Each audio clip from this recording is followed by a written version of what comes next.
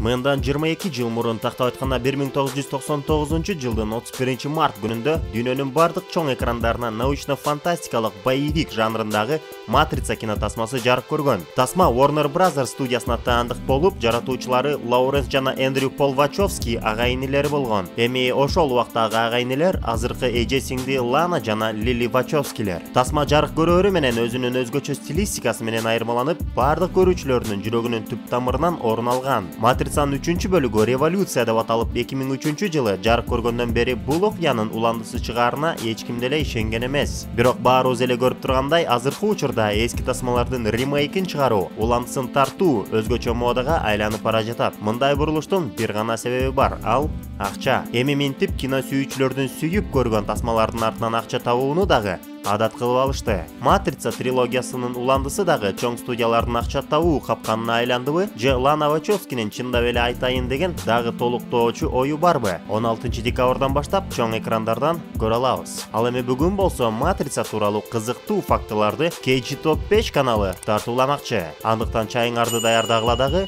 жагымдуу көрүү каалайбыз.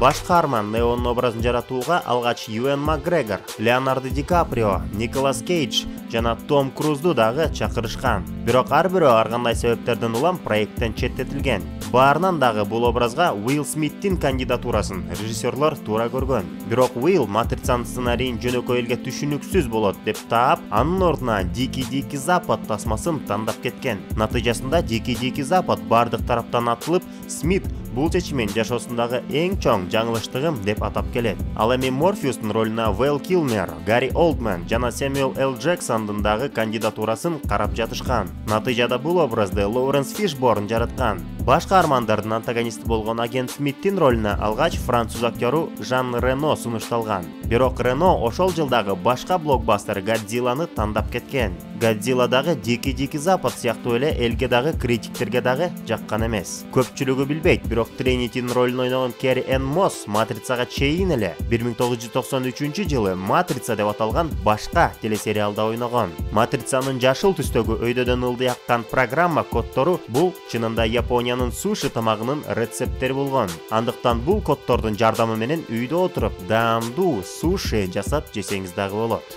Агайыми Вачовскилер Warner Brothers студиясынан тасманы тартуу үчүн алгач $63 миллион сурашкан. Бирок студия бул проекттин келечегине ишенбегенден улам болгону $10 миллион бөлүп берүүгө макул болушкан. Аталган суммага Вачовскилер тобокелге барып, тасманын алгачкы 10 мүнөтүн эле тартып, студиянын жетекчилерине көрсөтүшкөн. Ошондо гана Матрицанын келечегине ишенген чоңдор режиссерлорго башында талап кылган сумманы бөлүп берүүгө макул болушкан. Бирок ошол башындагы эле 10 мүнөттүк эпизодун тартуу үчүн даярдыкка 6 ай убакыт кеткен дагы 4 күндүн ичинде тартып бүтүшкөн. Матрица кинотасмасы киноэффект жагынан дагы Голливудда чындап эле революция жасаган. Дал ушул тасма үчүн Bullet Time деп аталган убакытты токтотуу эффекти ойлоп табылган. Bullet Time эффекти кино тартуучуларга дагы, кино сүйүүчүлөргө дагы абдан жагып, ар бир блокбастерде ийгиликтүү түрдө колдонулуп келет. Тасманын дээрлик 20% спецэффектилерден турат. Матрицанын идеясы продюсер Джоэл Сильверге аябай жаккан.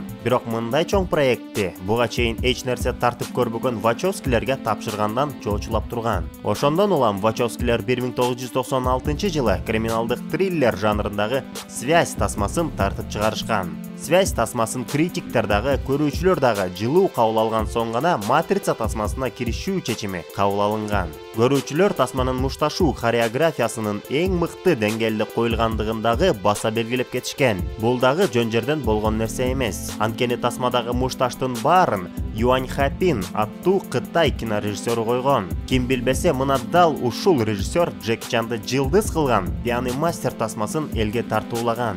Бирок Юань Матрица тасмасында иштегиси келген эмес. Андыктан абдан чоң суммадагы гонорарды талап кылган.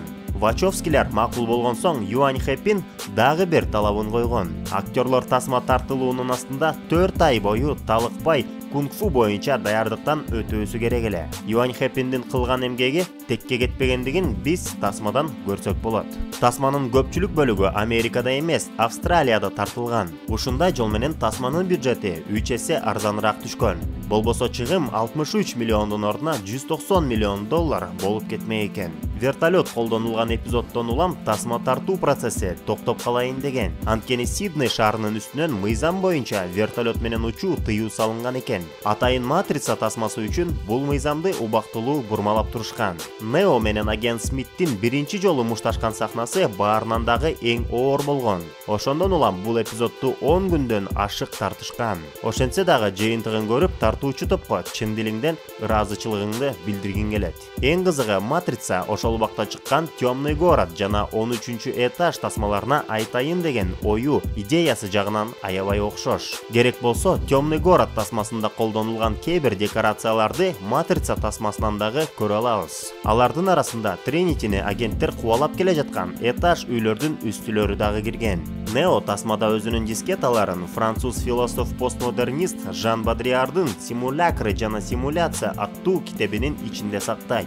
Бул китеп реалдуу жашоо кайда экендигин түшүндүрүүгө аракет кылат. Режиссерлордун буйругу боюнча бул китепти ар бир актер тасма тартууга чейин окуп чыгуусу зарыл эле. Тасма тартуу учурунда актерлор, каскадерлор көптөгөн жаракат алышкан. Мисалы баш каармандардын бирин ойногон Кери Энн Мосс бутун сындырып алган. Бирок ролунан айрылып калуу коркунучунан улам бул кырсык тууралуу режиссерлорго айткан эмес. Ал эми Киану Ривз болсо тасма тартылуусуна 2-3 ай гана калганда омурткасына оор операция жасатууга аргасыз болгон. Көптөгөн мушташтардан улам агент Смитти ойногон Хьюго Уивинг кабыргасына операция жасатууга аргасыз болгон. Актерлордун бардыгы тасмада Blind компаниясынын көз айнектерин тагынып жүрүшөт. Баш каармандарга татыктуу көз айнек тандоо үчүн Blind компаниясынын жетекчиси Ричард Волкер шашылыш түрдө Австралияга учуп келген дагы ар бир актерго жарашыктуу көз айнекти өзү тандап берген.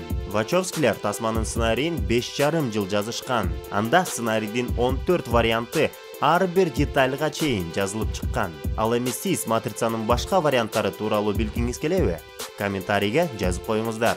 Матрица 1-де танктын образын жараткан Маркус Чонг тасманын 2 уландысында катышуусу керек эле. Бирок тыйын жагынан келишпегендиктен улам тасма жаратуучулар Чонгтун каарманын кадр сыртында эле өлтүрүп коюшкан.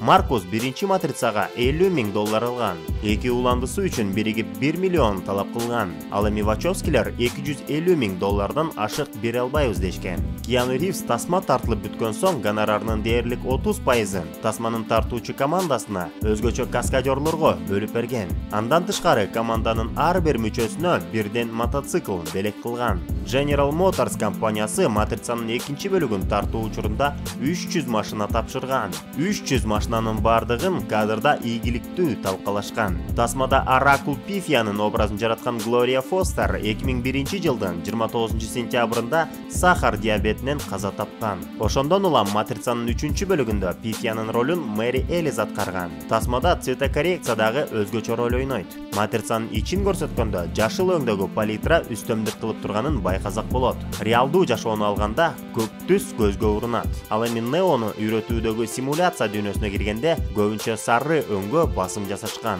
Кызыгы 16 декабрда чыга турчу Матрица Воскрешение тасмасынын трейлеринен байкаганыбыздай, бул тасмада оригиналдуу матрицанын цветокоррекциясы анчалык колдонулган эмес. Бул атайын кылынган кадамбы же бул жолкусунда баары башкача болобу? Жакынкы арада биле алабыз. Биринчи трилогияны агайыны Вачовскилер биргеликте тартса, 4-чү бөлүгүн тартуу жоопкерчилигин Лана Вачовски жалгыз өз мойнуна алган. Эми мындан кандай жыйынтык чыгат?